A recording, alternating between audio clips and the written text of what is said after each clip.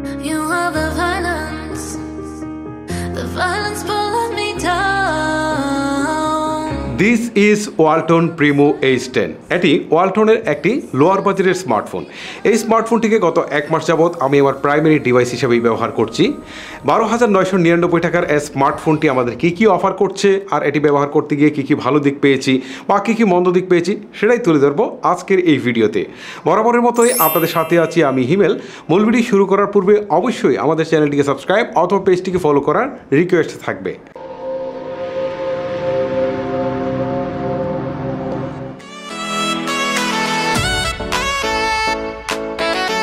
শুরুতেই করে নিচ্ছি ফোনটির আনবক্সিং।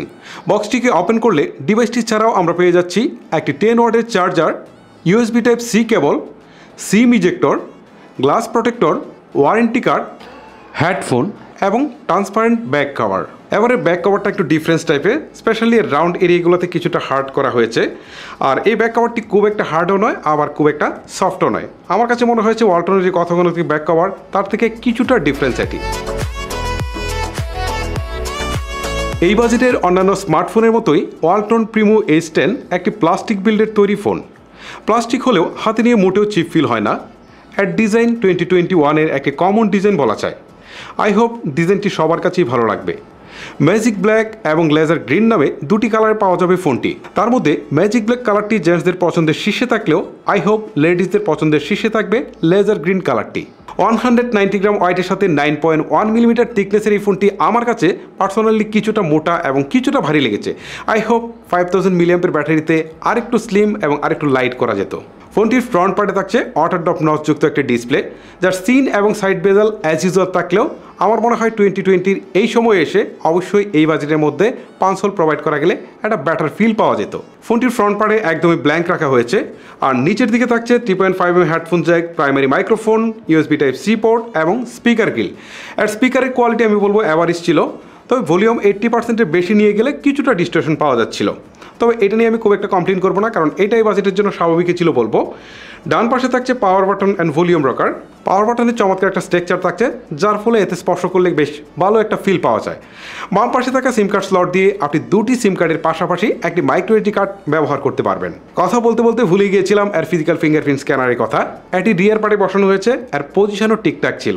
এটি আনলক করতে কিছুটা ডিলে হচ্ছিল। ডিসপ্লে হিসেবে ফোনটিতে থাকছে 6.52 ইঞ্চির এইচডি প্লাস রেজুলেশনের একটি IPS LCD ডিসপ্লে, যার রেজুলেশন 16x720 পিক্সেল। এর ডিসপ্লে অনেকটাই ন্যাচারাল কালার প্রোভাইড করছিল। ডিসপ্লেতে কালার শিফটি, নেগেটিভিটি বা টাচ ল্যাকিংস জনিত কোনো ইস্যু ছিল না। এই বাজেটে অন্যান্য স্মার্টফোনের মতোই ওয়ালটন H10-কে ডিরেক্ট সানলাইটে অপারেট করা কিছুটা কষ্টসাধ্য, তবে শেডিও এরিয়াগুলোতে এই সমস্যা একদমই ছিল না। বাজেট হিসাবে এর ডিসপ্লে যথেষ্টই ভালো ছিল বলবো, তবে ওয়ালটনকে একটা ছোট্ট রিকোয়েস্ট করব যেন এই বাজেটের মধ্যে ফিউচারে পাঞ্চ হোল প্রোভাইড করা হয়। চিপসেট হিসাবে ফোনটিতে থাকছে মিডিয়াটেক হিলিও G35 আর জিপিইউ হিসেবে এতে থাকছে পাওয়ার ভিউয়ার GE8320। হেলিও G35-কে লোয়ার বাজেটের একটা জাতীয় চিপসেট বলতে পারি, আর এটাকে এই বাজেটের একটা গেমিং কিংও বলতে পারি। তবে অনেকেই হয়তো একটা জিনিস বলবেন যে এই চিপসেট তো আমরা 10 থেকে 11,000 টাকা স্মার্টফোনগুলোতে পেয়েছি, বাট এটা কিন্তু ওভার প্রাইস হয়ে যাচ্ছে। আপনাদের সাথে আমিও কিন্তু একমত, যেহেতু এই মুহূর্তে ওয়ার্ল্ড ওয়াইড চিপসেটের দাম একটু বেশি, সেই তুলনায় এটাকে 13,000 টাকা প্রাইস রেঞ্জের মধ্যে মাস্ট বি কনসিডার করা যায়। ফোনটিতে 4GB র্যামের সাথে 64GB রম থাকছে, যেটি এই বাজেটের জন্য নিঃসন্দেহে প্রশংসনীয়। তবে অ্যাপস ওপেনিং বা ক্লোজিং টাইম কিছুটা ডিলে মনে হয়েছে আমার কাছে, আর একটু ফাস্ট হওয়া উচিত ছিল, যেমনটি আমরা 4GB র্যাম থেকে আশা করে থাকি। ফোনটিতে ফ্রি ফায়ার বেশ স্মুথলি প্লে করা যাচ্ছিল। প্রায় 40 মিনিট ধরে ফ্রি ফায়ার প্লে করার সময় হিটিং ইস্যু খুব একটা পেলাম না। ব্যাটারি ড্রেনও ছিল অ্যাজ ইউজুয়াল। ফ্রি ফায়ার ছাড়াও PUBG লাইট, অ্যাসফল 9 এবং কল অফ ডিউটির মতো হেভি গেমগুলো প্লে করেছি। এক্ষেত্রে লোয়ার গ্রাফিক্সে মোটামুটি ভালোই প্লেয়েবল ছিল বলবো। ফোনটি রান করছে অ্যান্ড্রয়েড 11-এ। এর ইউআই ছিল বেশ স্মুথ অ্যান্ড ক্লিন। এতে অপ্রয়োজনীয় প্রি ইনস্টল অ্যাপস খুব একটা ছিল না। এতে বেশ কিছু ইন্টারেস্টিং ফিচার যুক্ত করা হয়েছে, যার মধ্যে ইন্টেলিজেন্ট অ্যাসিস্ট্যান্ট ফিচারটি আমার কাছে বেশ ভালো লেগেছে। রিং আসলে ডিসপ্লেতে টাচ না করে শুধুমাত্র কানের কাছে ফোনটাকে নিয়ে গেলে অটো রিসিভ হয়ে যাচ্ছিল। কল আসলে ফোনটাকে উল্টো করে ধরে রাখলে সাথে সাথে সাইলেন্ট হয়ে যাচ্ছিল। পাওয়ার বাটনের পাশাপাশি 2বার চাপ দিলে ক্যামেরা ওপেন হয়ে যাচ্ছিল। এরকম আরও অনেক বেশ কিছু ইন্টারেস্টিং ফিচার রয়েছে ফোনটিতে। ফোনটির রিয়ারে থাকছে ট্রিপল ক্যামেরার সেটআপ, যার প্রাইমারি সেন্সরটি 13 মেগাপিক্সেলের। সেকেন্ডারিতে থাকছে একটি 2 মেগাপিক্সেলের ডেপথ সেন্সিং ক্যামেরা, আর ফোনটির থার্ডে থাকছে একটি 2 মেগাপিক্সেলের ম্যাক্রো ক্যামেরা। ফোনটির সেলফিতে থাকছে 8 মেগাপিক্সেলের একটি ক্যামেরা। ডে লাইটের প্রাইমারি ক্যামেরায় তোলা ছবিগুলো বেশ ভালোই ছিল। কালার বেশ ভালোভাবে ধরে রাখতে পারলেও ডিটেলস অ্যান্ড শার্পনেসের কিছুটা ঘাটতি রয়েছে। ছবিতে ডাইনামিক রেঞ্জ বেশ ভালোভাবেই ক্যাপচার করতে পেরেছে। ছবিতে শাটার স্পিড কিছুটা উইক লেগেছে আমার কাছে। ছবিগুলোর স্ক্রিন টোন অলমোস্ট ন্যাচারালি ছিল বলবো। 2 মেগাপিক্সেলের ডেপথ সেন্সিং ক্যামেরার সাবজেক্ট সেপারেশন খুব একটা পারফেক্ট ছিল না। এক্ষেত্রে শক্ত হাতে ছবি তুলতে পারলে বেশ ভালো রেজাল্ট পাবেন। 2 মেগাপিক্সেলের ম্যাক্রো ক্যামেরা দিয়ে অ্যাজ ইউজুয়াল ছবি তুলতে পেরেছি। ছবিতে বরাবরের মধ্যে ডিটেলস অ্যান্ড শার্পনেসের ঘাটতি আছে। লো লাইটে তোলা ছবিগুলোর কোয়ালিটি বাজেট বিবেচনায় আমার কাছে বেশ ভালোই লেগেছে। বেশ শার্প অ্যান্ড আলোকিত ছবি পাওয়া যাচ্ছিল। নাইট মোডের ছবিগুলো বেশ আলোকিত হয়, বাট ছবিতে প্রচুর পরিমাণে নয়েজ এবং গ্রিনের দেখা পাওয়া যায়। 8 মেগাপিক্সেলের সেলফি ক্যামেরার ছবিগুলো অ্যাভারেজ ছিল বলা যায়, তবে লাইট ব্যালেন্স ঠিক থাকলে এরকম ভালো মানের ছবি পাবেন। ডে লাইটে স্ক্রিন অনেকটা ন্যাচারাল থাকলেও লো লাইটে কিছুটা সফট হয়ে যায়। 1080p সর্বোচ্চ ভিডিও শ্যুট করতে পেরেছি। ফুটেজের কোয়ালিটি অ্যাভারেজ ছিল বলবো। ব্যাটারি সেকশনে ফোনটিতে থাকছে 5000 মিলিঅ্যাম্পিয়ার ব্যাটারি, যার সাথে থাকছে একটি 10 ওয়াটের চার্জার, যা দিয়ে এই ব্যাটারিকে ফুল চার্জ করতে সময় লাগছিল প্রায় 3 ঘন্টার মতো।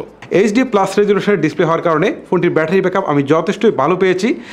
হেভি ইউজ করে ফোনটিকে প্রায় 1 দিনের মতো ব্যাটারি ব্যাকআপ পেয়েছি, আর নর্মাল ইউজ করে প্রায় 1.5 দিনের মতো ব্যাটারি ব্যাকআপ পেয়েছি। সো যাদের একটু বেশি ব্যাটারি ব্যাকআপ প্রয়োজন রয়েছে তাদের জন্য এই ফোনটি একটি আদর্শ ফোন হতে পারে এই বাজেটের মধ্যে।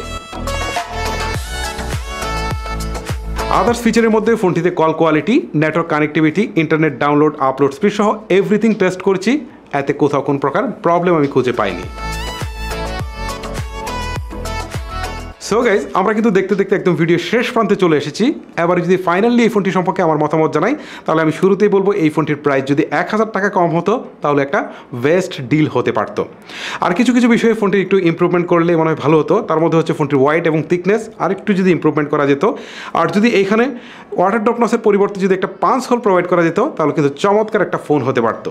আর এই ফোনটিকে আমি একটু স্পেশালি এগিয়ে রাখবো এই কারণে যে 5000 মিলিঅ্যাম্পের মতো একটা ম্যাসিভ ব্যাটারি থাকছে, ভালো ডিসপ্লে রয়েছে, ভালো মানের ক্যামেরা রয়েছে। সো সব মিলিয়ে এই ফোনটিকে মডারেট ইউজারদেরকে অনায়াসে সাজেস্ট করতে পারি। গাইজ, এই ছিল আমার আজকের ভিডিও। আজকের মতো আমি হিমেল এখানে বিদায় নিচ্ছি। দেখা হচ্ছে নেক্সট কোনো ভিডিওতে। আল্লাহ হাফেজ।